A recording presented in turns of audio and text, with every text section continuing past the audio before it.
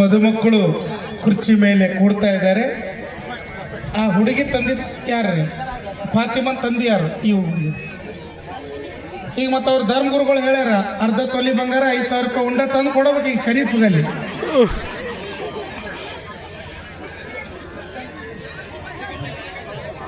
ಸಾಂಕೇತಿಕವಾಗಿದ್ದರೂ ಕೂಡ ಸಂಭ್ರಮದ ಮದುವೆ ನಮ್ಮ ದೇವಾಪುರದೊಳಗ ನಡೀತಕ್ಕಂಥದ್ದು. ಫಾತಿಮನೆ ಪುಣ್ಯಾತ್ಗಿತ್ತಿ ನೋಡು. ಯಾಕಂದ್ರೆ ಆಕಿ ಅದೇನೋ ಹಾಕೊಂಡಳ, ಸೊಳ್ಳೆ ಪರದೆ ಹಾಕೊಂಡಂಗ ಒಂದು ಸೊಳ್ಳಿ ಕಡೆಯಂಗಿಲ್ಲ ಆಕಿಗೆ.